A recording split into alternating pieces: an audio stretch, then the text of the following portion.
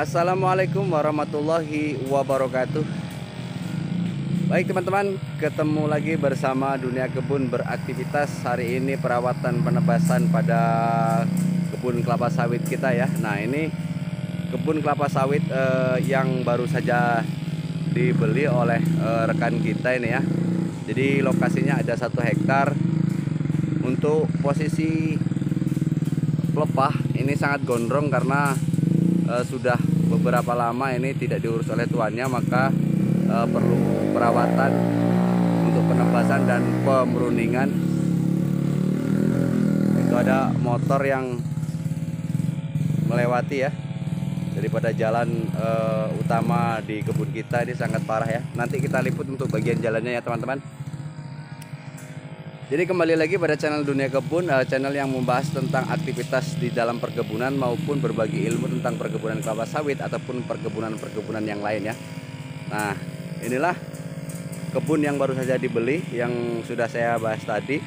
Namun untuk posisi tanamannya ini tidak menggunakan sistem mata 5 ya teman-teman, karena kemungkinan dulu waktu penanamannya itu tuan kebun ini belum tahu ya sistem mata 5. Nah ini masih menggunakan mata 4 dan jarak ukurannya pun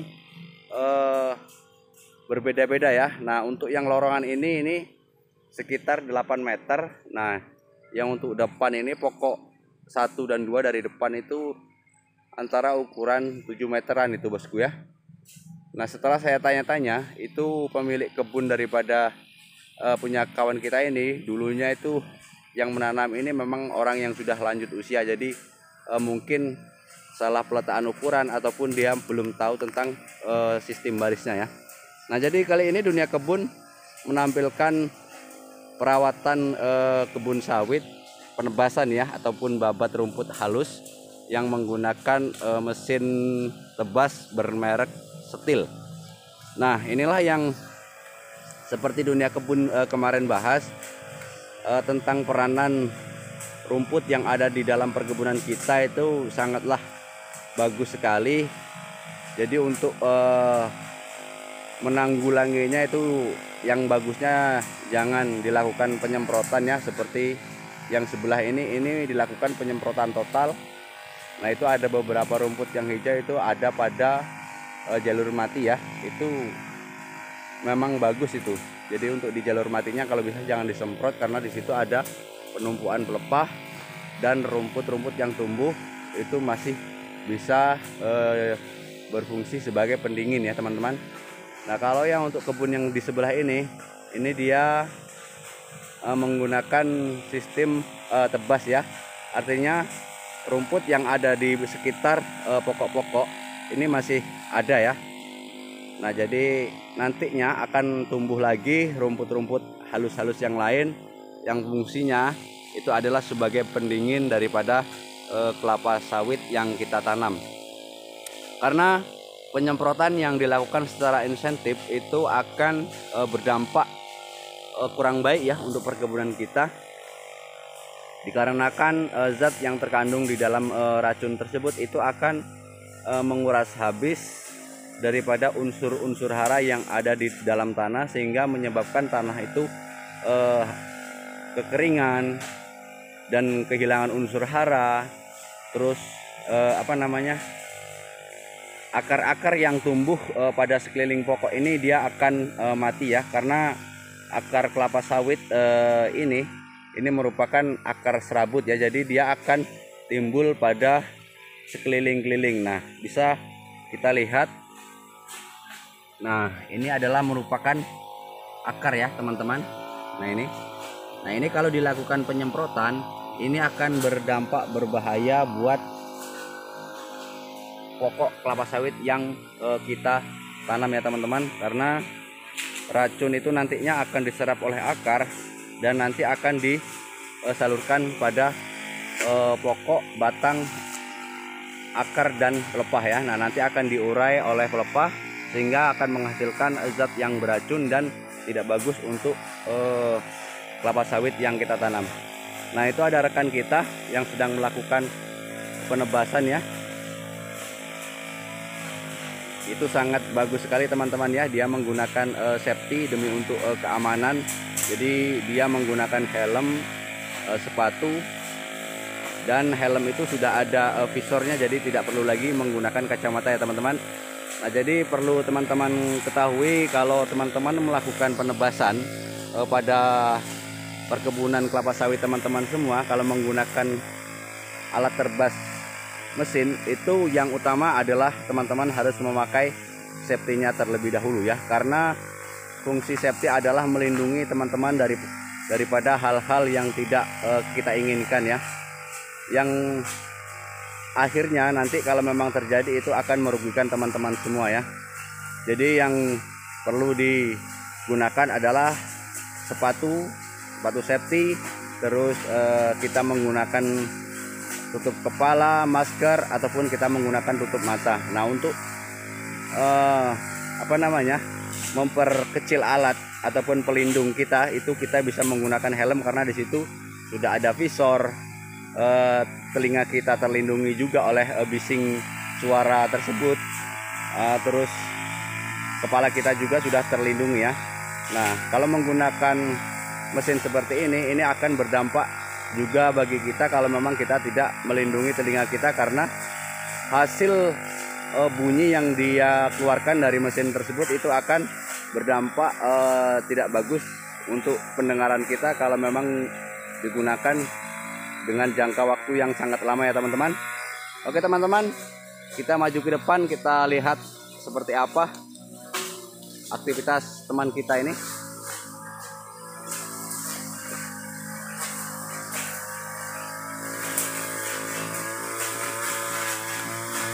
Nah, itu dia.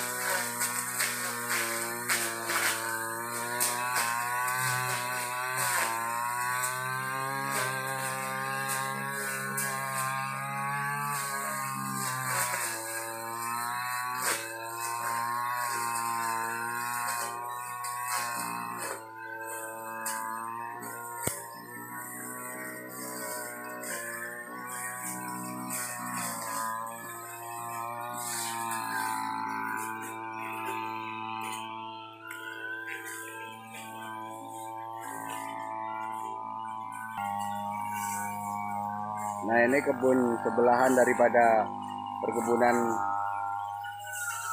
kelapa sawit yang tadi dilakukan penebasan ya bosku. Nah, di sini ini terlihat ada jalan ya. Nah, jalan ini merupakan perbatasan di mana titik 100 meternya ada di sini ya bosku ya. Nah, ini dia. Namun ini bukan jalan utama ya bosku, karena ini adalah merupakan perbatasan. Nah, di sini ada parit, di situ ada lagi perkebunan yang lain. Nah, dari titik yang saya berdiri ini sampai yang ada di sana itu adalah posisinya di 100 meter ya teman-teman.